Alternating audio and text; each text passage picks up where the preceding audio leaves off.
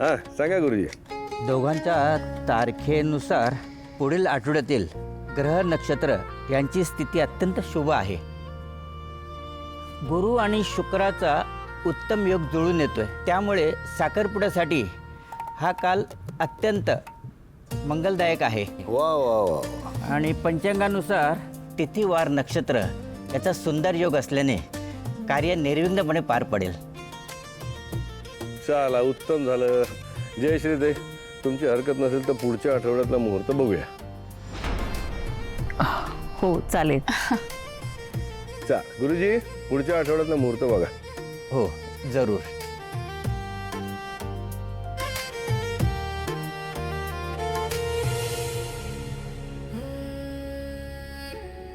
माझ्या मनात काय चाललंय कुणाला समजतही नाहीये, कुणाला जाणूनही घ्यायचं नाहीये.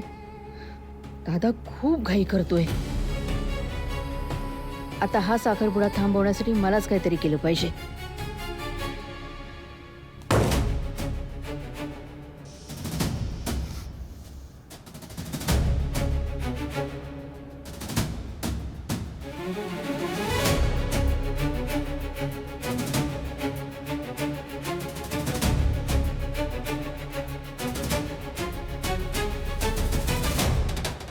या मुलीला ना वेळेची अजिबात किंमत नाहीये. मला इथे बोलवून ठेवलंय पण स्वतः मात्र गायबच आहे. माझा एवढा वेळ वाया जातोय याचं हिला थोडं तरी काय वाटत असेल का? नाही नाही, हे चालणार नाही. वेळेच्या बाबतीत एवढा निष्काळजीपणा. येऊ दे, असा छापतो ना की पुन्हा अशी चूक करायची हिंमत करणार नाही.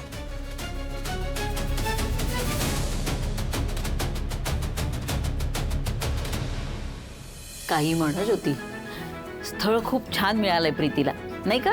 आणि घर तर बघितलंस का, केवढं मोठं आहे त्यांचं. खरंय आई, म्हणजे घर तर मोठं आहेच, पण त्या सगळ्यांची मनं पण खूप मोठी आहेत. सगळी चांगली माणसं आहेत, संस्कारी आहेत. आई तुला माहिती आहे का, मला असं वाटत होतं की आपल्या आयुष्यात काही आता चांगलं घडणारच नाहीये.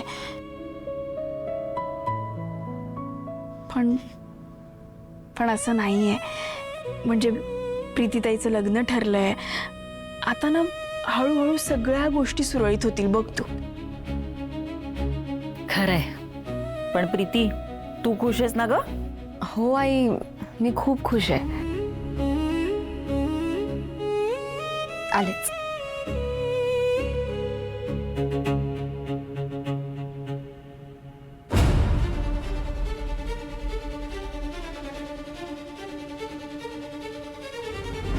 आज मी तुम्हा दोघांसाठी एक खूप मोठं पाऊल उचललंय. आज मी त्या माणसांच्या घरात गेले होते ज्या माणसांमुळे तुम्हा दोघांचा जीव गेलाय. असेल त्यांना माज त्यांच्या श्रीमंतीचा आणि गाडी बंगल्यांचा, आणि इतर लोक ह्या गोष्टींना बघून फुलत सुद्धा असतील. पण मला जे करायचं आहे ना ते खूप क्लिअर आहे. पण मला त्यासाठी तुम्हा दोघांच्या आशीर्वादाची गरज आहे. मी त्यांचं घर उद्ध्वस्त केल्याशिवाय शांत बसणार नाही. वचन देते मी तुम्हाला.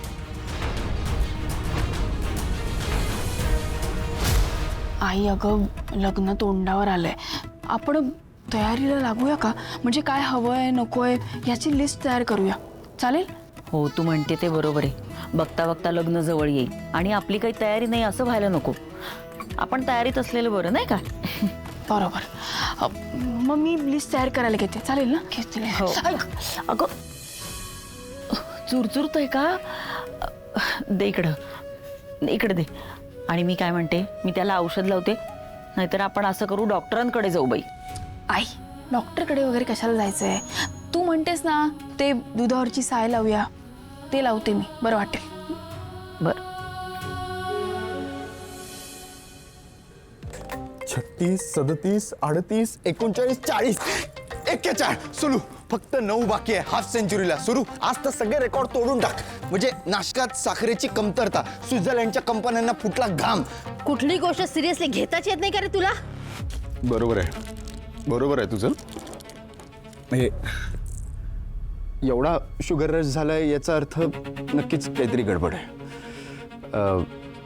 या रॅपर्सच्या इंटेन्सिटीवरनं डिटेक्टिव्ह धनंजय हे सांगतोय की नक्कीच काहीतरी असं घडलंय ज्याने सुलू अस्वस्थ झाली आहे. त्यामुळे जे आहे मनात ते पटकन सांगून टाका.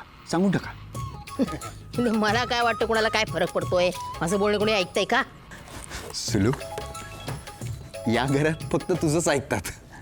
या घराचा कणा आहेस तू. डोंबराचा कणा, फक्त बोलायला कणा आहे मी. कोणी काय बोललंय का तुला? म्हणजे कोणी काही बोलतही नाहीये आणि मी सांगते ते कोणी ऐकूनही घेत नाहीये. सुलू, मला ही प्रश्न मंजुषा आवडत नाही. म्हणजे काय आहे ना, इतकं कोड्यात बोललं की माझा ब्रेन हँग होतो. त्यामुळे जे आहे ना ते व्यवस्थित पटकन सांगून टाक. मला सांग, स्वराज दादा तुला काही बोलला का? माझा दादा नाही, तुझा दादा तुला काहीतरी बोललाय. बरोबर आहे. चलो, तुला माहिती आहे ना बाबांचा स्वभाव कसे आहेत ते. त्यांचं फार मनाला लावून घेऊ नको का? काय झालं? दादा, मग काय विराज नाही? शक्यच नाही. विराजला तर तू धाकात ठेवलंय. त्याची काय बोलायची डेअरिंग? तो स्वराज आणि तुझे वडील एका माळेचे मणी आहात. क्या बात आहे. मला बाबांना आणि दादाला एकाच माळेत गुंफलायस तू. थोडं कहाणी कपाळी ओढून सांगते प्रत्येकाला, पण कोणाला काही फरक पडतोय का? नाही न पडे ते फरक. पण ठीक आहे, आता मला जे वाटतं ना तेच करणार आहे मी. हो, पण मला तर सांग, आवरून ठेव सगळं. सुलू सुलू, अरे एक मिनिट ऐक. मी, बाबा, दादा एकाच माळेमध्ये. अशी कोणती गोष्ट आहे ज्यावर माझं आणि बाबांचं एकमत झालंय?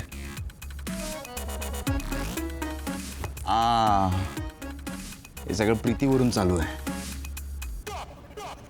दादा आणि प्रीतीच्या लग्नावरून सुलू अस्वस्थ दिसते. आणि आता ही रागारागत गेली कुठे? बघितलं पाहिजे.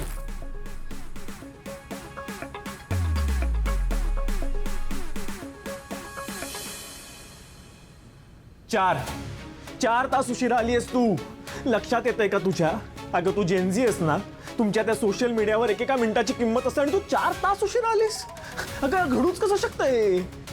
आणि वरती आलीस ते आलीस, एक साधा फोन पण केला नाहीस. सगळं ग्रँटेड घेतलंयस तू. हे बघ, तुला तुझ्या वेळेची किंमत नसेल, पण मला माझ्या वेळेची किंमत आहे. लक्षात येतंय का तुझ्या?